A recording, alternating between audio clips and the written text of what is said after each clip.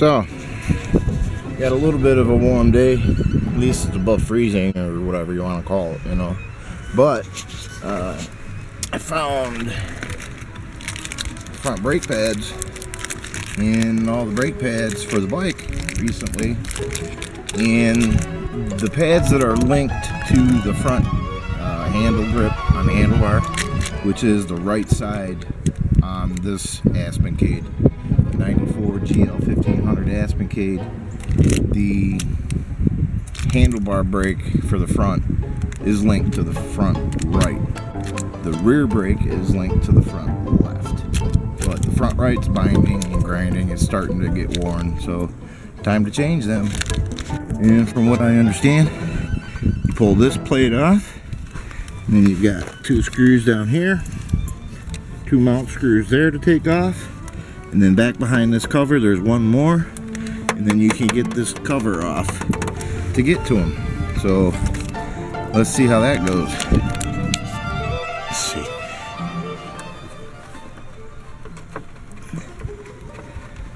Should pull back. There we go.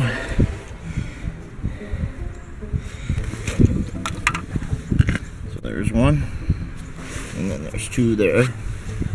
So you're gonna get your handy dandy little impact driver and zap her off.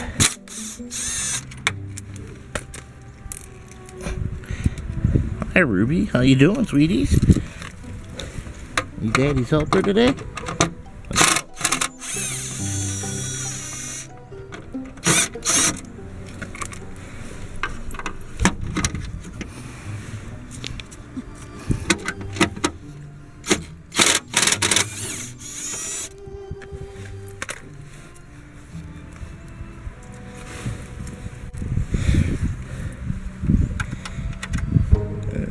Nice little bracket. Keep that screw in the same spot. So this should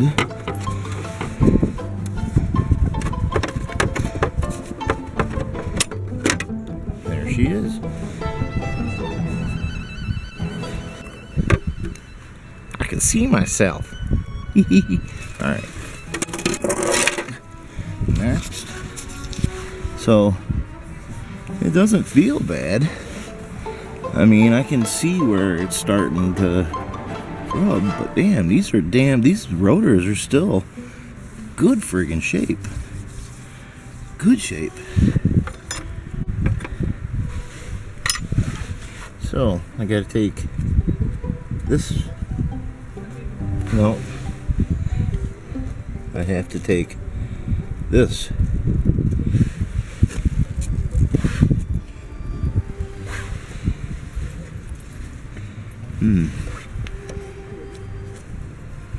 I am going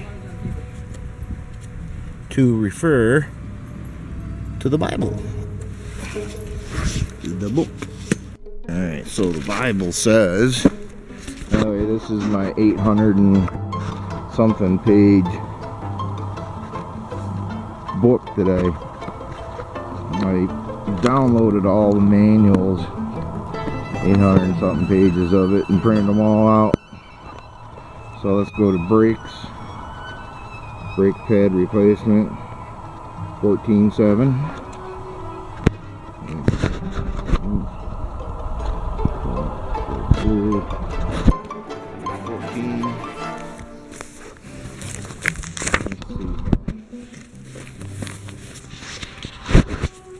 14.7 brakes.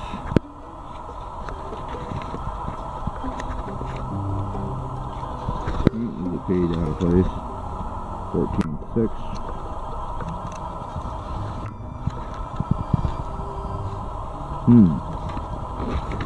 These are out of order, but there it is, 14.7. Alright, air bleeding, brake pad replacement on the front. There's plugs, anti-drive bolt, bracket bolt right there. It says remove the disc cover, remove the pad pin plugs and loosen the pad pins. Okay, I did not know that. Remove the caliper bracket bolt and anti-drive piston bolt. There's those two. Then remove the caliper. The I model, no. Okay, so yeah, I did not know that. Remove the pad pin plugs and loosen the pad pins. Not take out, loosen. Remove the caliper bracket bolt and anti-drive piston bolt. Then the caliper. Okay, so I gotta take those two plugs out, and then those two bolts, and then the caliper slides off. Let's do it.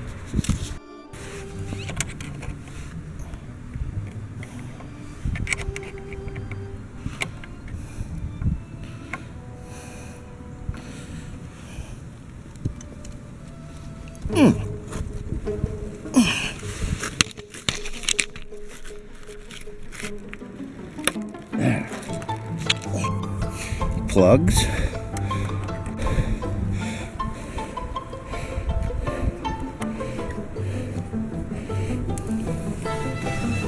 Oop. Uh-oh. Where did it go? Right. Uh-oh.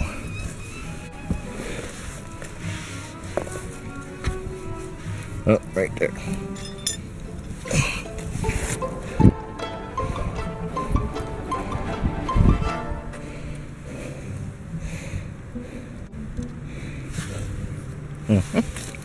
Okay, plugs, and then loosen the pins. Okay, if there's any kind of corrosion built up inside there where those pins are, or you haven't had them out for a while, or they're super hard to get out with the Allen wrench, get a number 35 Torx bit to use to get these two pad pins out. Otherwise, you will strip them just like I did. Yeah, so I would most definitely say those are ready to be replaced. Holy cow. Hope the pistons didn't get overextended. See how far out they are? But the problem I'm having is the two pad pins. Gotta get them out in order to get the pads off and see if I can fix it. Put the original bolts back where they go. There's needle bearings in here, and there's a bushing right there in the back. Just to make sure I don't lose nothing, but there is a bearing up in here so that it can twist. See? Alright, let me get inside and see what I can do. Alright, so I'm going to clue you guys in on a little secret here. These two screws, these are the pins that go in and through. These are the brake pad mounting pins. Hold on, let me get it out. I had a really hard time getting these out. The deal, this is made of aluminum. These are made, doesn't matter if it's stainless, but they're steel. The two different aluminums corrode. The two different metals, they corrode down in the inside the threads. Doesn't matter what Allen wrench I tried that was correct size, it would not loosen them up. Not, period. So I had to take this to my dad's shop, and instead of using an Allen bit, we used a number 35 Torx bit. And they fit in there. We tapped them in so they were nice and set way down inside there. And heated the aluminum case up just a little bit with a little pen torch, like in these areas around on the sides, the aluminum. And remember, brake fluid is flammable, so careful with that. But then eventually we were able to work it out and get these free. If you can't loosen the pins while it's mounted on the bike with an Allen wrench, try a Torx bit. Because the Allen wrench that was supplied with the bike in the kit rounded off inside those screws. When I was trying to take these off, the Honda one rounded off, and so did my other one, rounded off. Put in the number 35 Torx bit and a little bit of heat, took them right out. So that is something you really gotta watch for, and always use Honda approved oils. Hi. Hi. How are you? Yeah. So the book says take these out or loosen these before you take the caliper off. So, and then the pads should come out. So let's see. They should just fall right out. Remember, put some anti-seize stuff on that's made for high temperatures, guys, so you don't run into this same problem that I am. Because it was a total. It took us a half hour of nudging it to get these out. These damn little things, and they got some corrosion on them right there. I'm gonna have to scrub them up, I think. There we go. There's a spring down in there. Yep, that's in there. I don't want to pull it out because it'll bend some of the tabs. But these babies were most definitely ready to be changed. Look at that. Wow. Jesus. And it was dangerous too. It wasn't just the grinding or anything. The front wheel was actually locking up on it. They're so thin that the pistons weren't retracting. They were pushed out. They were overextended. But we did check it and we compressed them right. So the piston seals are good on it, on the caliper. Yay. Thank God. Didn't strip nothing out. Thank God. But let me get the new set of pads and we'll get them in. Alright, so I got the new set of brake pads right there. The link so you guys can have it. I'm not going to tell you where I got it because I'm not being sponsored, so I don't sponsor no one else. But anyway, when I'm looking at this, I'm looking at the old one and the new one.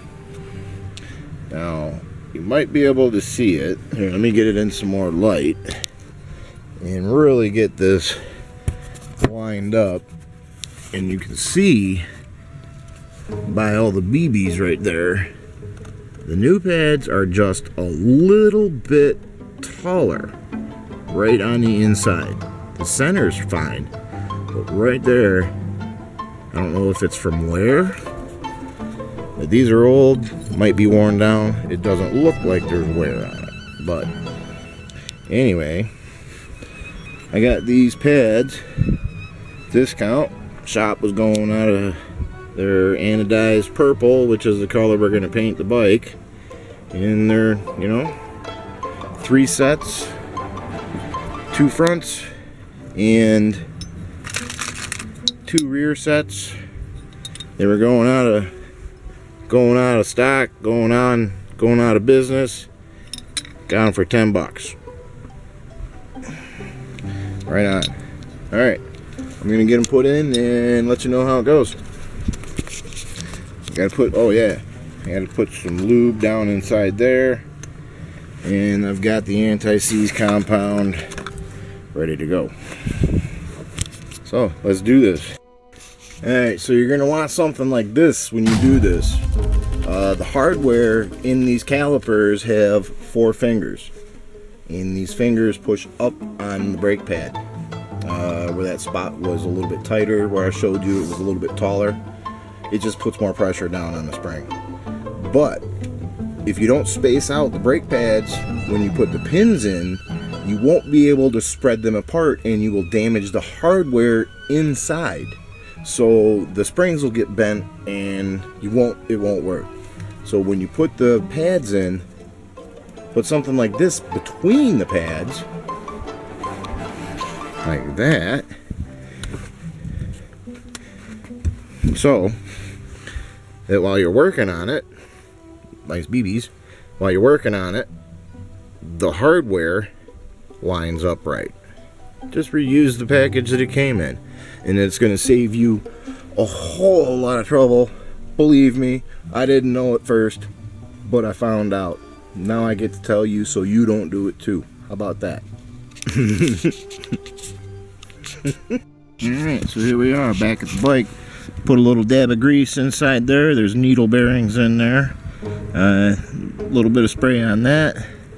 Cleaned off the brake connectors. Ready to put her all on. Let's see how it goes, shall we?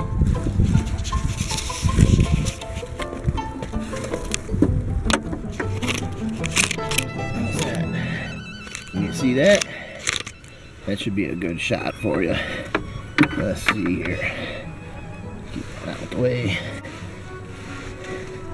And I did re-lube the pins. Let's see here. Oh, slipped right on. Beautiful. Right there. And right there. Nice. Wow.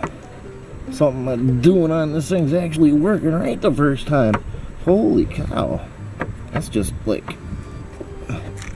amazing. Yay. I love it. Alright. Where? There you are. Yeah. Get you started. You're a little bit harder to get. Nice. I love it. This thing's going together like. There we go. Beautiful.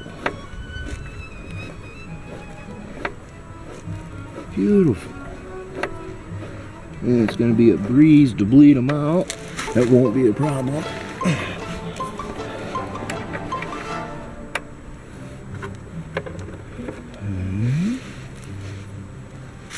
And it said to torque them to about 28 foot-pounds. So, right about there. Looks good. I'll chuck them again. I just want to get them bled before the sun goes down. Oh, I gotta get the smaller wrench.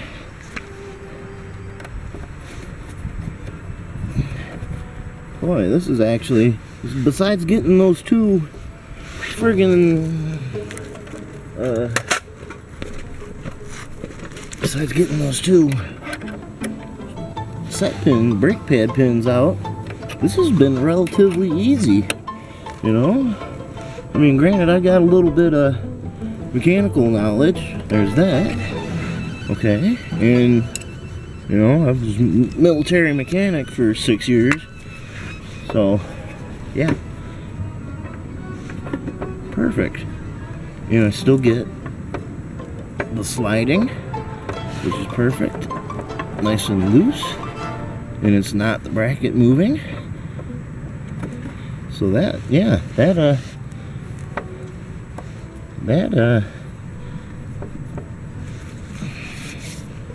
actually worked good.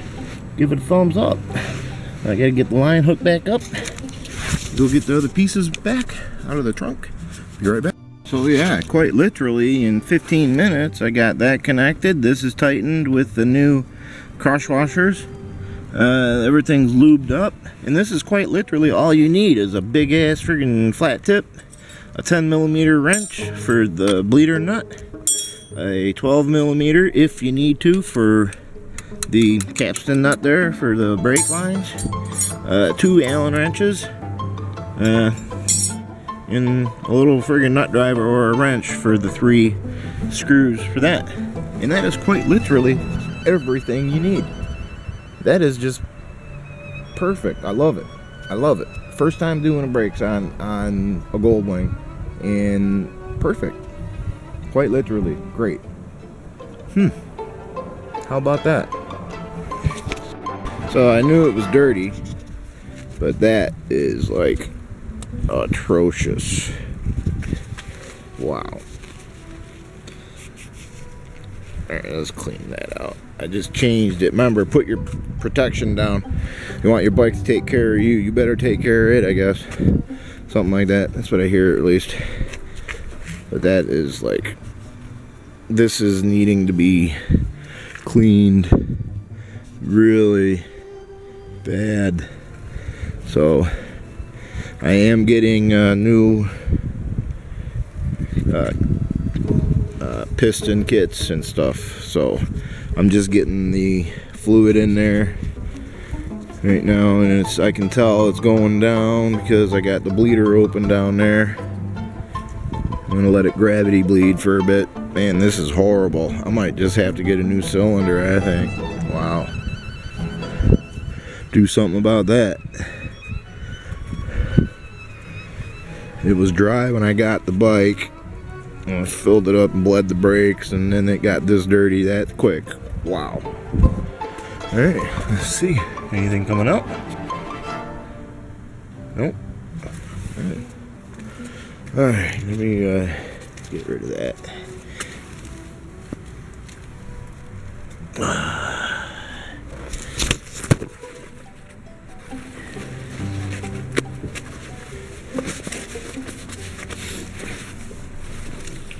Brake fluid. Not four. Not four.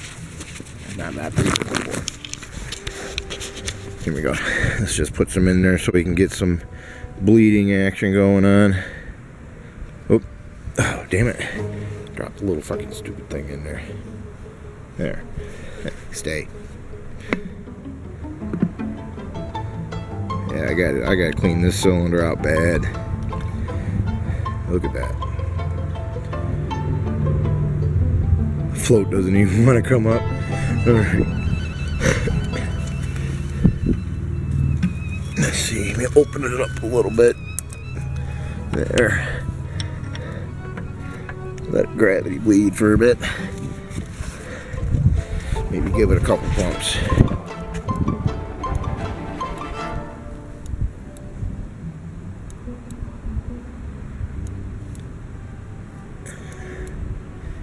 I know I gotta bleed that right there too, so it is going down.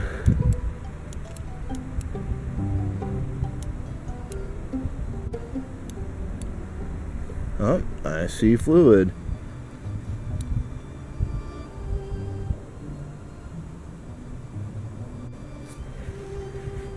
Just a little bit, just a little touch.